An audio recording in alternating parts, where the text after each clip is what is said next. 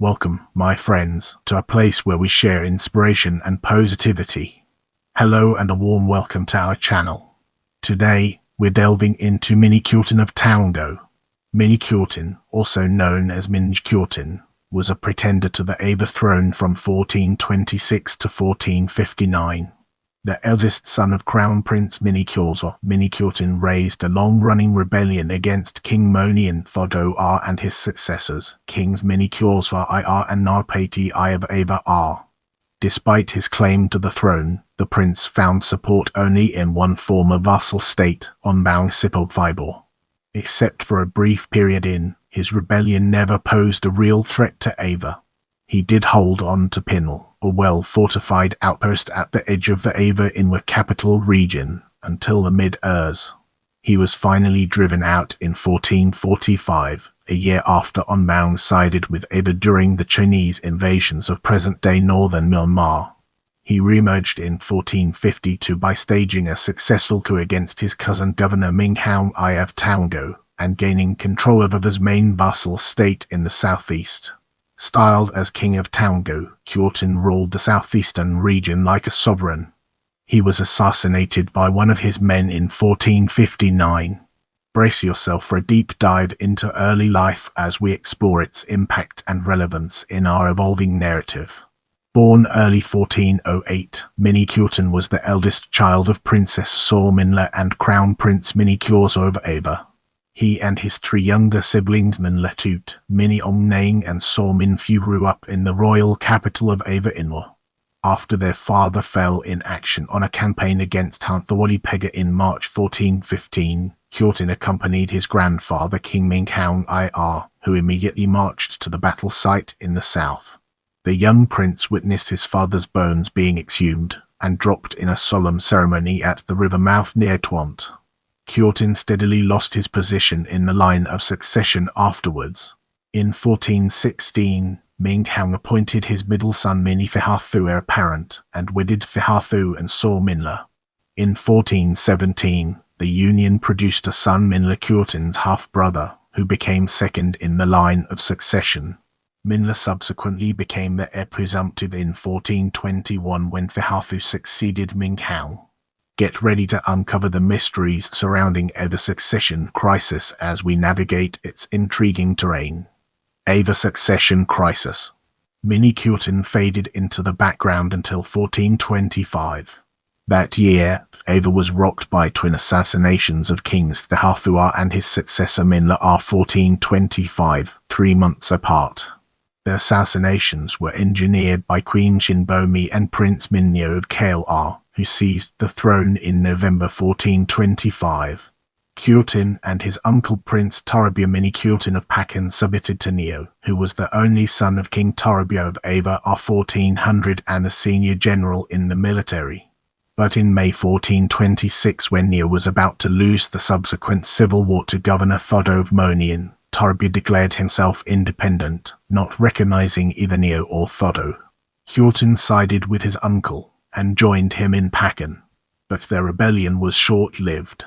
Thibaw could not get any vassal rulers, even those near Pakan, to support him. Pakan easily fell to Thado's forces in August 1426, and both Thibaw and Kyawhtin were captured. King Thado I, who began his career as a page for Prince Min's later King Minkhaung, had a soft side for the only living son and the eldest grandson of his deceased lord. Instead of executing the royals with the strongest claim to the throne, the new king sent Thibaw to live in an estate near the Shwezigan Pagoda in Pagan Bagan, and Kyawhtin to Thisin modern Hsipaw district.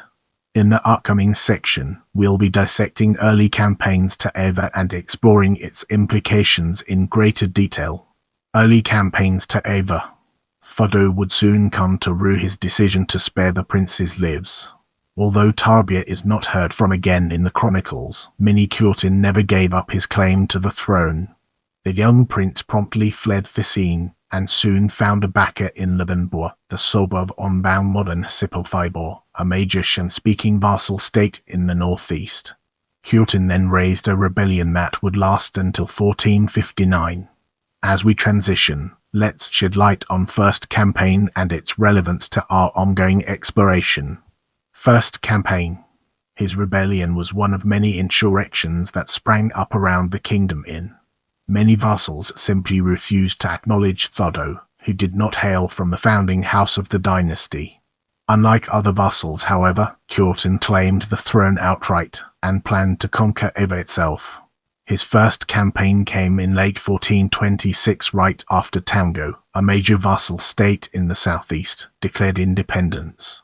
He occupied Yan'an, the modern northern Mandalay region, about 60 northeast of the royal capital. But his timing was not right. Thado had not diverted his troops to the Toungoo front, and a 15,000-strong Ava army promptly drove Kyawhtin back to Onbaung. But the army could not follow him to Onbaung. More serious rebellions beat Thado's hitherto ally Shoros. In January 1427, the Sobwa governor of Mogan in the north revolted after being passed over for the governorship of Mohnyin. More ominously for Thado, the rebel governors of Toungoo and Toungwin made a pact with King Minye Kyawhtin of Huntharwadi Pega to take over Phrom Pa. By early 1427, Ran's forces had occupied Tharwadi, the southernmost district of Phrom, and threatened Phrom itself. In this part of the video, we'll be delving deeper into Second Campaign and analyzing its key components. Second Campaign. Kyawhtin decided to strike again in late 1427, but this time only after the main Ava forces had left for the southern front. Backed by 9 battalions from Onbaung, he found little initial resistance, and quickly advanced as far as Tabits, just 25 southeast of Ava. Thado was caught off guard, and had to scramble to organize a defensive force to hold Kyawhtin at Tabits. The force, led by General Bayagamani, eventually pushed Kyawhtin back to Pinle, modern Myitha township, about 70 southeast of Ava. In this segment, we'll be unraveling the complexities of ruler of Pinle and exploring its multifaceted nature. Ruler of Pinle. The campaign turned out to be the closest Kyawhtin came to capturing Ava. The prince would not be able to launch another serious campaign of any kind that threatened the capital. Still, with Onbaung's assistance, he was strong just enough to hold on to Pinle at the edge of the capital region until 1445. In this segment, we'll be unraveling the complexities of the sieges of Pinle and exploring its multifaceted nature. The sieges of Pinle. Ava did try to drive him out of Pinle by using both military and diplomatic means. The town was one of the original 11 districts Kane since the pagan period, and was well defended by high brick walls. The prince outlasted a 3-month siege by a small Ava army, 1,500 troops, 300 cavalry, 20 elephants. Unable to break through, the Ava court sent a mission to Onbaung to persuade Luthanwa to withdraw the Sobwa's support of Kyawhtin. Thado also sent a similar mission to Yatsok, now modern Loksok township, a backer of the Toungwin and Yemethin rebellions. Both missions failed, and the rebellions continued. Despite Luthanwa's continued support, Kyawhtin could not get the backing of any other vassals. He could not muster enough manpower to be a viable threat to Ava. Indeed, he managed to survive because Ava had bigger concerns elsewhere. Ava had been preoccupied by Pegasus designs on Phrom since 1427 and fought a losing war against the southern kingdom in. Ava turned its attention to the rebel states only in 1433, sending an army 5,000 troops, 300 cavalry, 12 elephants to Pinle, Yemethin and Toungwin. But the feeble expedition failed to take a single town. It was the last time Thado tried to take the rebel regions by force. Frustrated by the failures, the king, a former general, became increasingly withdrawn, and turned to building, renovating pagodas and resetting the Burmese calendar's epical year to 1436. He famously did nothing in 1437 when Ran blatantly placed his nominee Saw in Toungoo. Let's now shift our focus to resumption of Ava attacks, 1445, and explore the ways in which it shapes our perspective. Resumption of Ava attacks, 1445. The unofficial ceasefire ended with Thado's death in 1439. Thado's eldest son Minye Kyawswa I succeeded, and immediately set out to reclaim the rebel regions. After a successful campaign in that recaptured Calais and Mohnyin, Ava forces 7,000 troops, 400 cavalry, 20 elephants attacked the southern rebel regions in. The reinvigorated Ava forces captured Toungoo and Toungoo in succession. Pinle and Kyawhtin survived only because they were not the main targets of the campaign. Kyawhtin got a breather in as Ava forces were back in the north to reclaim Minkhaung. The northernmost Shan state fell in April 1442 as a new king, Narapati I, came to power in Ava. Buoyed by the success, the new king sent an 8,000-strong army to Kyawhtin and Pinle, the only holdouts in the southeast, in November 1442. Kyawhtin surrendered without a fight, but Kyawhtin refused. Ava forces laid siege to Pinle, but the prince would be bailed out yet again. In March 1443, a Chinese army invaded from the north, and the Ava army withdrew from Pinle. According to Chinese records, the expedition was to demand the return of Si Renfrew, the rebel chief of Myanmar, who had taken refuge in Ava. With Ava forces in the north, Kyawhtin promptly occupied Kyawhtin. His wife was a daughter of the famed governor of Kyawhtin, Thibaw. But his success was temporary. Ava troops successfully held off the Chinese. More importantly, the Chinese invasion forced Onbaung, the longtime backer of Kyawhtin, to side with Ava in 1444. Kyawhtin did not follow Onbaung, and remained defiant. After Ava and Ming governments reached a truce in late 1445, Narapati ordered an all-out attack on Kyawhtin.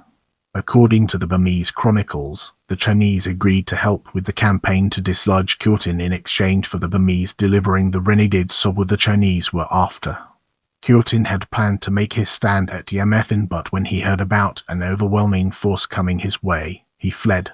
Let's now zoom in on ruler of Toungoo and uncover the hidden gems that lie within. Ruler of Toungoo.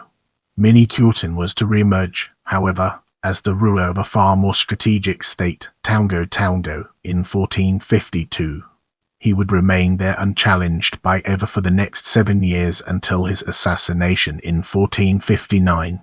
Now, we shift our focus to takeover of Toungoo 1450 to a topic that deserves our attention.